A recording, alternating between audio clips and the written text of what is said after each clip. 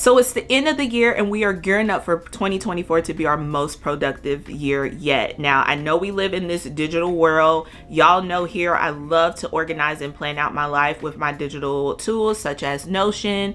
However, I think there is a lot of good things that can come from planning your life actually on a physical planner as well. In this video here today, I want to chat a little bit about how I use both my digital tools as well as my physical planner to organize my life and make sure that I'm staying on task and being as productive as I possibly can. I love using my digital tools as well as my physical tools to combine as a hybrid to make my productivity work for me.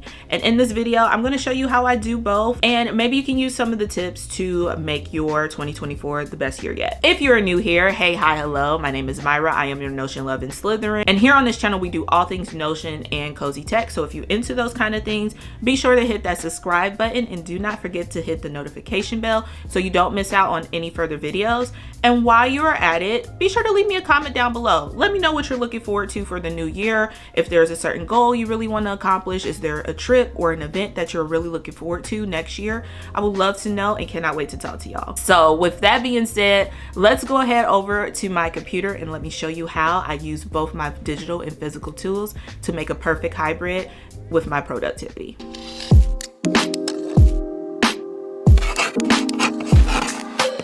So my three tools that I use when it comes to digital planning is the Notes app, Gcal, and the holy grail, Notion. So let's first start out with the Notes app. It's probably going to be the quickest. It is one of the messiest digital apps that I use. Mainly for the Notes app, I use it more so for my podcast. I do co-host a podcast called Planners and Wine, where we talk all things pop culture as well as organization and stationery. So if you're into those kinds of things, definitely check out the podcast. The link will be down below. But mainly with the Notes app, we all have iPhones and it just kind of works out for us to collaborate in a notes with different podcast ideas, show notes, show topics, schedules. It all just housed there. That's where we started. And we just kind of got used to using it there. So that is majority of what I use the Notes app for. Second thing that I use the Notes app for is honestly lists and brain dump. So if I think of an idea, I'll probably workshop it and brain dump it in the Notes app. Also, if I'm just doing a little Target run, or if I am doing, grocery shopping real quick, I'll list down the items that I need to get from the store within my Notes app. So that's mostly what I use that application for. It just works. I can write something on my iPad. It just integrates with all of my different devices, goes to my phone, my computer. So wherever I am, I can jot down and it will cross over. And then with my podcast team also having Apple products, they have the ability to add into our shared notes as well. The next digital tool that I use is Gcal. So let's go ahead and hop on over so you can kind of see what it looks like. So when I go to plan for the week, this is typically what I pull up with my Gcal.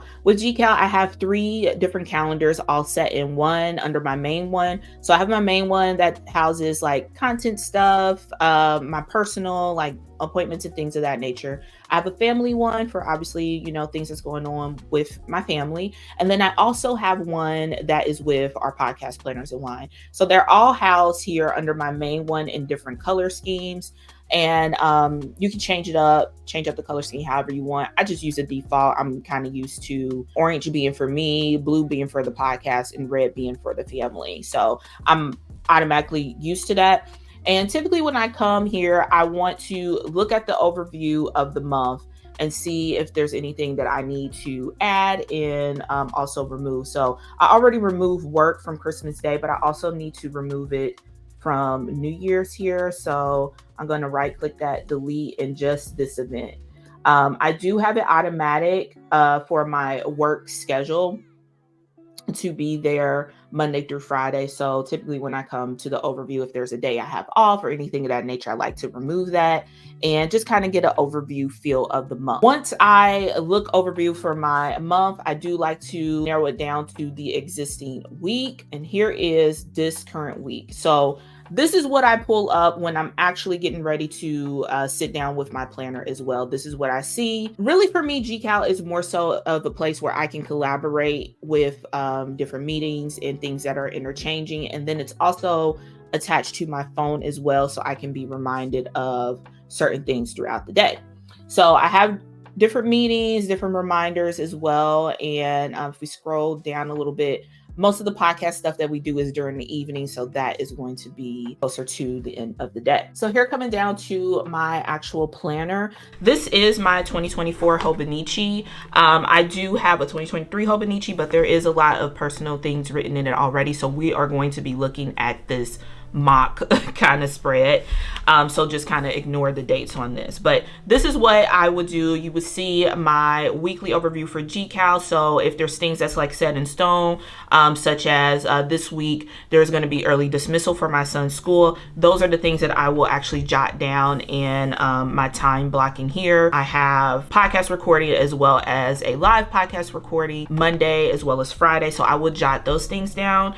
I really like to use this to time block my day, whereas on Gcal I just have it blocked off for work for those hours. Here is where I'll go down in the nitty gritty. So like say from like 8 to 9:30 on Monday, I'm going to be like checking emails, and I will just kind of go through my day, like really narrow it down instead of it just being kind of an overview type of thing. Really narrow it down, and for like those meetings and like early dismissals and things that's going on with my son, I will actually time block it here. So this is where I really like get into the nitty gritty of like my day to day. Also with the Hobonichi, I do love to journal in the daily pages. So just so you guys can see, these are what the daily pages will look like. You do get like an hourly thing here, but I just kind of ignore that, and I just kind of brain dump, practice my handwriting, journal on these pages. They're kind of just like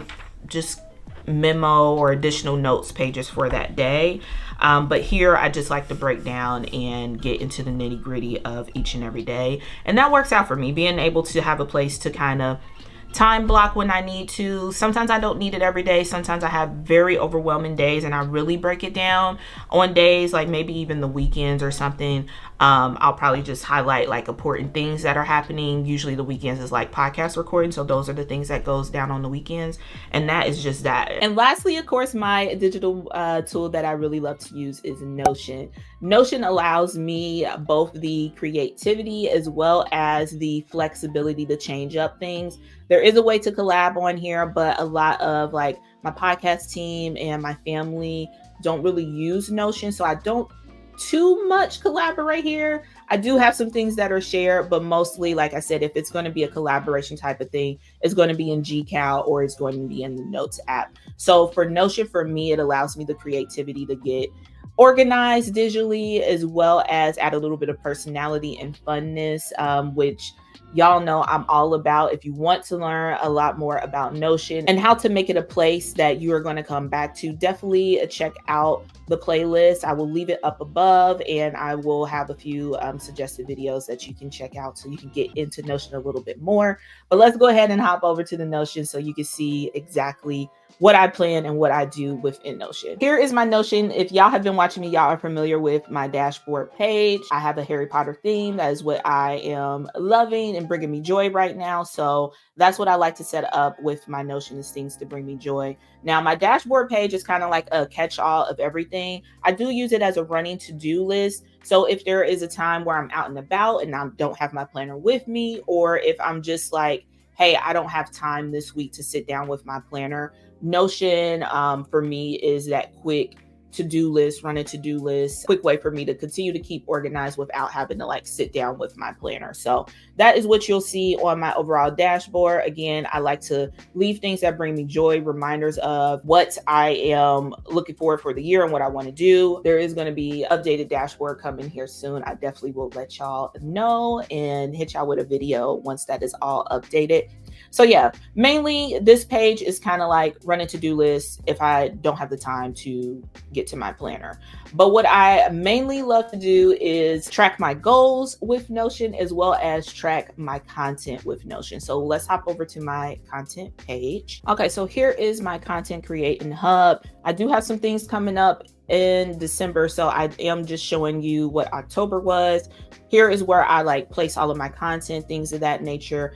This allows me to really keep up with my content plans and strategies and goals. Notion has really been the only place where I can really keep up with my content. A lot of things change, a lot of things move, a lot of things are in the moment, especially like with different brand deals, things of that nature. Sometimes it's kind of a spur of the moment, so I need to evaluate and rearrange things in the moment. And this allows me to do that because I can easily take something, move it over to a different day, move it back if I need to. And it has just been a dream for me when it comes to content creation. That this is majority of what I use my Notion for, is for content and keeping up with it. Now, I do have a full-blown Notion tour on my channel. I will leave that video linked as well. So if you want to get to see the behind the scenes of everything within my Notion, I do have like budgeting and things of that nature as well. You can definitely check out that video, but I just want to give like a quick little overview of how I use my Notion for one of my digital tools. All right, guys, so that is how I incorporate my digital tools as well as my paper planning tools to create a perfect hybrid for my productivity. Let me know down below if you guys also use both digital and paper products to get things done in your day-to-day life. Let me know if it's something that you want to tap into a little bit more. I would love to chat with y'all about this. I am so passionate about having a hybrid system. I think it works for the digital age that we live in today, as well as be able to write down and submit things for people who just need that in their lives. A lot of things that I see out on social media and things of that nature is you either have to be a digital planner or a paper planner, and I'm here to tell you, you can definitely harmonize both to get things done in your day-to-day life. But that is all I have for you for this video. Thanks so much for watching. If you want to check out more of my Notion tips and tricks and get you started on your Notion journey today, feel free to check out these videos here, and I will catch you all in the next video. Bye.